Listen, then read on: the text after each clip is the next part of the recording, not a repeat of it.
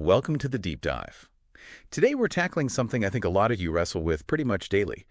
That's the complexity of automating infrastructure and, application deployment. You can really feel like you're navigating a maze blindfolded sometimes, right? Oh, absolutely. Getting your infrastructure set up just right, getting those applications running smoothly, it's fundamental. Yeah. But yeah, the manual steps, they can be incredibly time-consuming and, honestly, pretty prone to errors. That's exactly why we're taking this deep dive into Cline. It's a tool really built to bring some, clarity and efficiency to this whole area.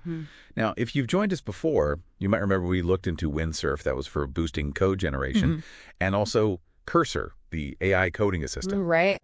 Think of Cline as maybe the next logical piece in that puzzle. Exactly. Windsurf helps you build faster, Cursor helps code smarter, and Cline steps in to handle that crucial last mile. Yeah. Getting your creations out there and, crucially, keeping them running. So Cline could be a potential game changer here. A way to handle the often tedious grunt work of infra and deployment, which, frees you up to focus on the bigger picture. That's the idea. So our goal today is really to get under the hood, understand what makes Cline tick. We're talking its core architecture, its approach to infrastructure as code, how it manages deployments, and its monitoring capabilities. Okay, sounds good. Let's pull back the curtain. Where do we start? The foundation, Cline's architecture. Yeah, let's unpack that. At its heart, Cline works like a central orchestrator. Maybe think of it like the engine room of a complex system. Okay. It takes your high-level goals, right? Yeah. And then it directs a set of specialized modules to actually achieve them. It's a bit like a conductor leading an orchestra. Each section, the modules, handles a specific instrument, like a cloud service or an infrastructure component. Right. So the core idea is this declarative model you hear about. Instead of giving Cline step-by-step instructions, Yeah, exactly. You're basically describing the final state you want, painting a picture. You've got it. You might declare something like, okay, I need a 3-node Kubernetes cluster, these specific resource limits, running this container image, exposed via this load balancer type, and secured with these network policies. You're just describing the what. Yeah. The desired end result. Not the how. Right. Blind figures out how the steps needed to make it happen. It's a real shift from telling the system how to do things. For people used to writing, imperative scripts, that's the biggest mindset change. Trusting the system. And I guess the payoff is less complex config. Often, yeah.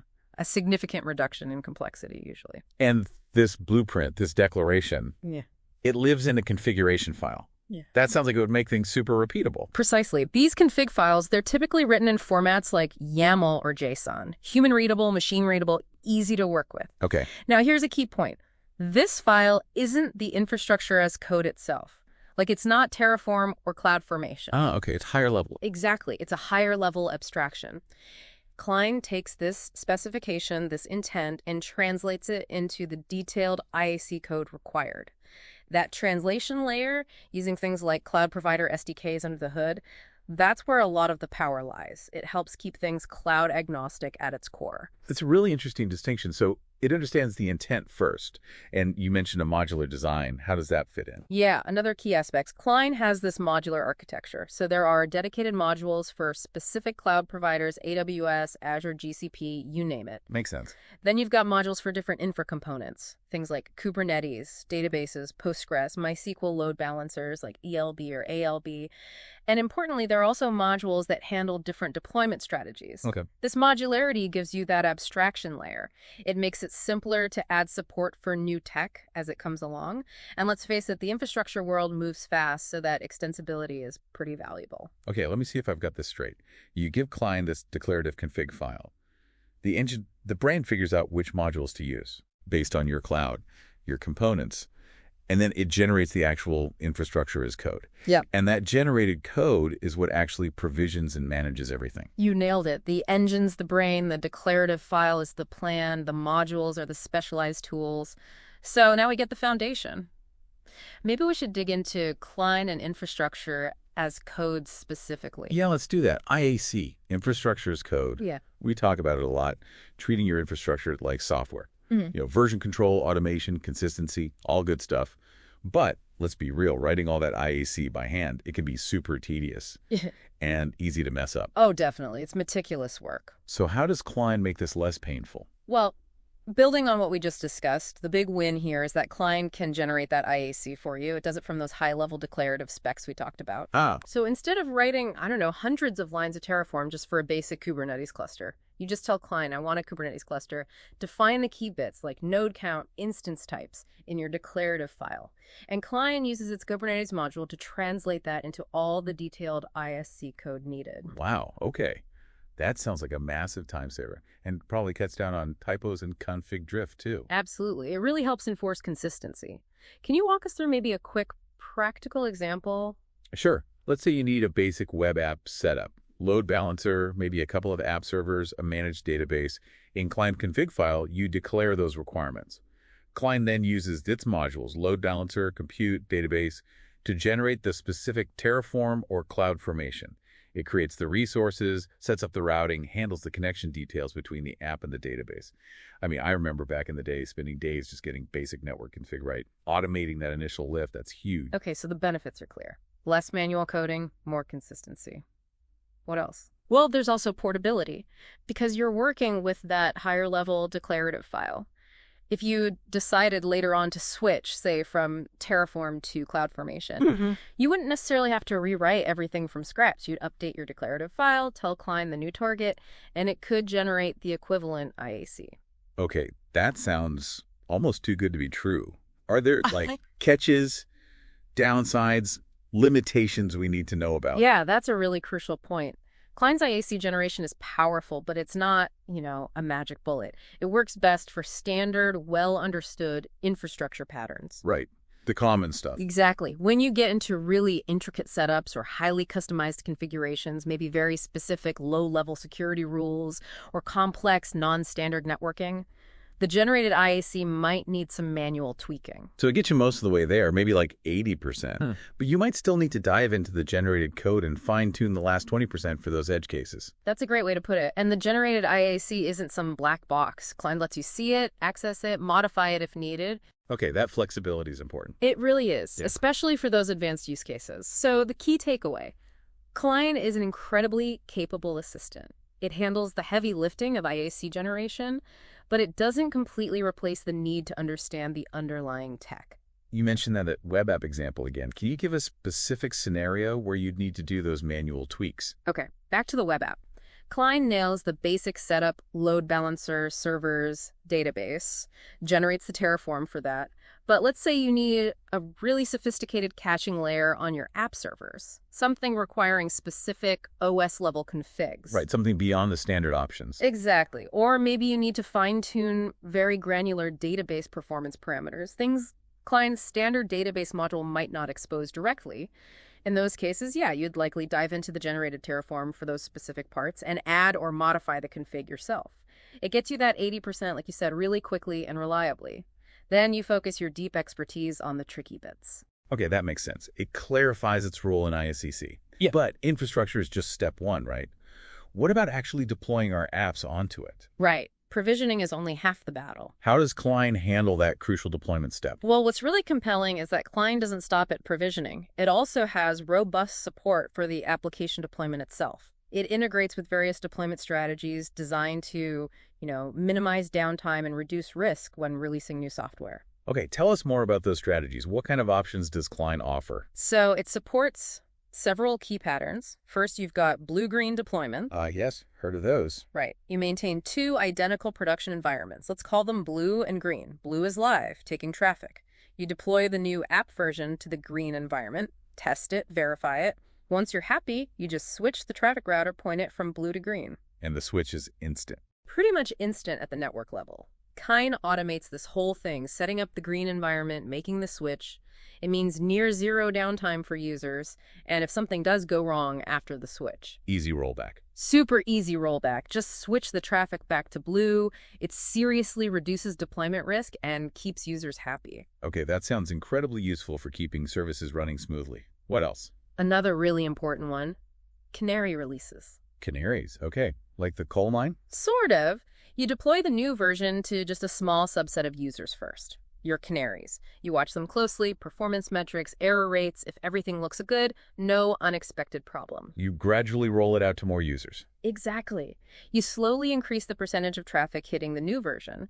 Cline automates this gradual rollout, the monitoring of those canary instances, and ramping up the traffic as you gain confidence. So it's a controlled way to test a new release in production, but with a limited blast radius if things go sideways. Precisely. Identify problems early with minimal user impact, and then there's A/B testing support too. Okay, like for feature testing. Yeah, deploying different versions, maybe with different features or UI, to different user groups simultaneously. Then you analyze behavior engagement, conversions, whatever metrics matter. Cline helps manage deploying those versions and tracking interactions to give you data on which performs better. And the configuration for these deployment strategies, blue, green, canary, A/B, is that also in that same main declarative file? Yes, and that's a really neat part of Cline's unified approach. You define the deployment strategy right alongside your infrastructure in that same config file. Ah, so it's all version controlled together. Exactly. Makes it auditable, easy to replicate across different environments, dev, staging, prod. Very consistent.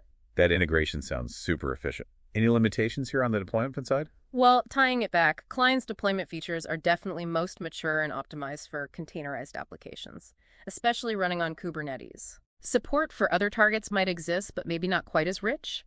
Also, while Cline automates a lot, really complex, bespoke deployment workflows might still need some custom scripting or maybe integration with other specialized tools. So again, it streamlines things massively, but doesn't totally eliminate the need for deployment expertise. Okay, got it. So infrastructure's up, apps are deployed smartly, but the job's not done right. What about ongoing management, monitoring, alerting? Absolutely critical point. An application's lifecycle doesn't end at deployment. And Cline integrates pretty seamlessly here with popular monitoring tools. Think Prometheus, Grafana, Datadog. Okay. It can even automate the initial setup of these tools to start monitoring your deployed apps right away. Basic dashboards, metrics collection. So it's not just deploy and hope. Client helps you keep an eye on things. Definitely. And it goes further. You can configure automated alerting based on key metrics. Things like CPU usage, memory, network latency, maybe application error rates. You set thresholds. If a metric crosses that line, Cline can automatically trigger alerts, send notifications via email, Slack, PagerDuty, whatever channels your team uses. So it's proactive. It tells you about potential problems before they become major outages. That's the goal. Real-time notifications so you can jump in and investigate before users are widely impacted. That sounds incredibly valuable for stability. What about handling load, like unexpected traffic spikes? Yeah, another valuable piece is its ability to automate application scaling based on those real-time metrics. Auto-scaling. Right. For example, if CPU usage stays consistently high, above a level you define, Cline can automatically spin up more instances of your application to handle the load. And conversely, if load drops, it can scale back down to save costs. Ah, okay, so it keeps things responsive during peaks, but also efficient during quiet times. Exactly. It helps ensure performance without manual intervention and optimizes resource use. Cline really aims for that full lifecycle management, keeping things running smoothly, efficiently, and giving you those proactive alerts. But I assume you still need to configure it properly. It doesn't just magically know the right thresholds. Oh, absolutely. Effective monitoring and alerting still require careful setup. You need to decide which metrics matter most for your application's health. You have to set realistic, meaningful thresholds for alerts. Configure the right notification channels for your team. Cline provides the powerful framework and the integrations, but your understanding of your app's behavior is still key. It needs that informed input. Okay, makes sense. It's a tool, not a mind reader. Yeah. So let's try and wrap this up. Synthesize everything. What are the biggest strengths of Align that we've covered today? Well, to summarize, I'd say Cline brings this really compelling integrated approach. It starts with that core declarative model. Then there's its ability to generate IAC from high-level specs, which is a huge time saver. Add to that the built-in support for sophisticated deployment strategies, blue-green, canary for resilience, and finally, that seamless integration with monitoring and alerting tools. Put it all together, and it's a really powerful asset for DevOps teams looking for more efficiency and reliability. And on the flip side, the important caveats, the limitations to keep front of mind. Yeah, it's crucial to remember it's not, a silver bullet. You still need a good grasp of the underlying infra and deployment tech. Manual configuration, some tweaking might still be needed, especially for complex or really custom setups. And its sweet spot where it really shines brightest is probably with containerized apps on platforms like Kubernetes. Right. So thinking about the other tools we've looked at, Windsurf for code gen, Cursor for AI coding, Help. Yeah. How does Cline fit in that picture? It's interesting, if you look at the whole dev lifecycle, Windsurf speeds up the initial development, Cursor enhances the coding process itself, Cline really comes in after the code is written. It focuses on that critical operational phase, getting the code deployed reliably and managing it in production. So they're complementary. I think so.